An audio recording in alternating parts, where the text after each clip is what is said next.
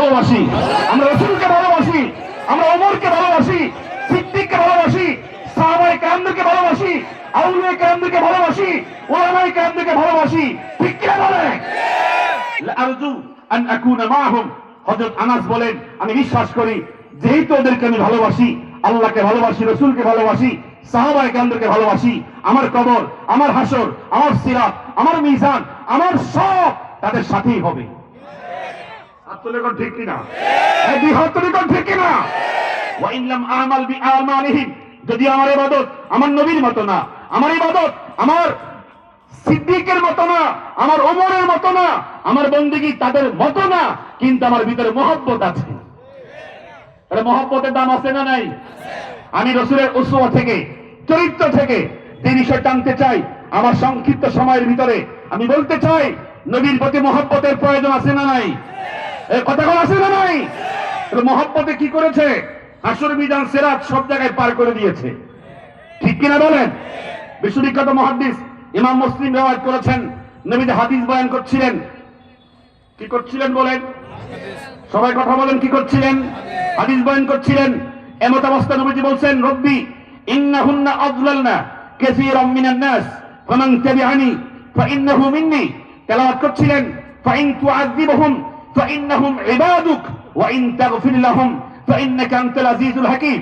এই দুই আয়াতে কালিমা তেলাওয়াতের পরে রাফা ইয়াদাইহি, এইভাবে হাত তুলেছেন। হাত তোলার পরে হুজুর বলছেন, আল্লাহুম্মা, হে আমার মালিক, হে আমার রব, হে আমার আল্লাহ, উম্মতি উম্মতি উম্মতি, আমার উম্মতকে বাঁচাও, আমার উম্মতকে বাঁচাও, আমার উম্মতকে বাঁচাও। জবান খুলে বলেন সুবহানাল্লাহ। কাকে বাঁচাও? আমার উম্মতকে বাঁচাও, শয়তানের ধোঁকা থেকে বাঁচাও, আমার উম্মতকে কবরের আযাব থেকে বাঁচাও, আমার উম্মতকে হাসরের মুসিবত থেকে বাঁচাও, সিরাতের সময় মুসিবত থেকে বাঁচাও। আল্লাহ তাআলার কাছে আমার নবী হাত তুলে ক্রন্দন করছেন। হাদিসের শব্দ এসেছে ফাবাকা, হুজুরের চোখ থেকে টপ টপ করে চোখের পানি পড়ছে। উম্মতের মায়া নবীজি কাঁদছেন। আপনি আমি কয়দিন কেঁদেছি? দোল পিটায় আর নাচানাচি করে, হেইয়ো রে হেইয়ো, কথা কন না কা?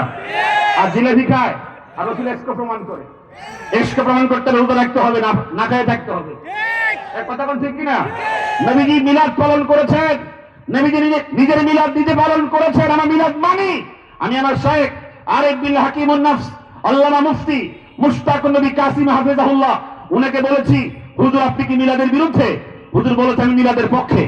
কেমনে পক্ষে? তিনি বলে, আপনি তো সুন্নি, এত বছর ছিলেন, প্রতি সোমবারে রোজা রেখেছেন আপনি। আমি তখন বলেছি, এই অভ্যাসটা আমার কম ছিল। এই অভ্যাসটা আমার কি ছিল? কম ছিল। যারা সুন্নি ওরা সোমবারে রোজা পালন করে না, কারণ তারা সুন্নতের ধারে কাছেও নাই। সুন্নতের ধারে কাছেও। এখন নবীজিকে প্রশ্ন করা হয়েছে, কিলা, নবীজিকে বলা হয়েছে যে আপনি কেন প্রত্যেক সোমবারে রোজা রাখেন, কারণটা কি?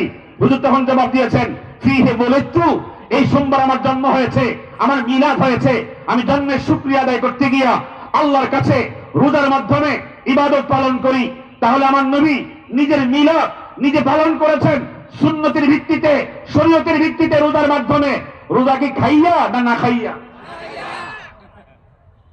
মিলাদ কি না খাইয়া নাকি খাইয়া? মিষ্টি শেষ, জিলাপি শেষ, বিরিয়ানি শেষ। অতএব বোঝা যায় সুন্নত কই আর বিদআত কই। কথা কোন ঠিক কিনা? মিলাদ পালন করো, সুন্নত তরিকায় করো, আমরা তোমাদের সাথে আছি। আর তুমি কোন ঠিক কিনা? আমরা কি মিলাদ বিরোধী? মিলাদের পক্ষে না বিপক্ষে? আমরা আমার পক্ষে, সুন্নত তরিকা। কথা বলেন ঠিক কিনা? সুন্নত তরিকায়। সহিহ বুখারী বর্ণনা কিতাবুল মাগাজির মধ্যে এসেছে, কিলা ইয়া রাসূলুল্লাহ ওয়া সুওয়াইবাতু মাওলাতুন লিআবি লাহাবিন ওয়া ক্বাদ আতাকাহা ফালাম্মা মাতা আবু লাহাবিন ক্বাদ রাআহু বা'দু আহলিহি ফিল মানামে বিশাররিহি বাতিন ফাকিলা লাহু মাযা লাকিতা ক্বালা মা লাকিতু বা'দাকুম গায়রা আন্নী সুকিতু বিইতাকাতি সুওয়াইবা।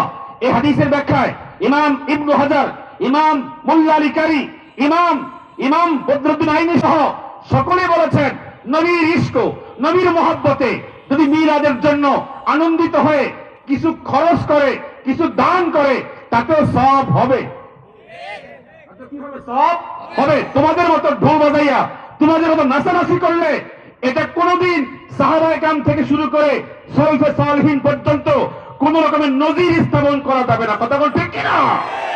অতএব সুন্নত তরিকা আমরা আসি না নাই? কথা বল না আসি না নাই? নবীজি কাঁদছেন, উম্মতের মায়া কাঁদছেন, আল্লাহ পাক জানেন কি জানেন না? কথা বলতে হবে, জানেন কি জানেন না? আল্লাহ পাক বলেন জিবরিল আমার নবী কাঁদছে, জিজ্ঞাসা করো আমার নবী কান্দে কেন?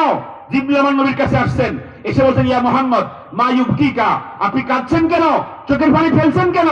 তখন নবীজি বলছেন ফাআখবারাহু, উম্মতের কথা বলছেন, আমার উম্মত দুনিয়াতে আমি যখন থাকবো না শয়তানের খপ্পর থেকে উম্মত বাঁচবে কিভাবে, আমার উম্মত কবরে হাসরে বাঁচবে কিভাবে, এজন্য কাঁদছি। আল্লাহ তাআলা বলেন হে জিবরিল আমার নবীকে গিয়ে বলে আসো সানুরদিকা ফি উম্মতিকা, উম্মতের জন্য আপনি যা চাইবেন আমি আপনাকে দিয়ে দিয়ে 100% সন্তুষ্ট করে ফেলবো। আজকে কেন দামান করে বলেন?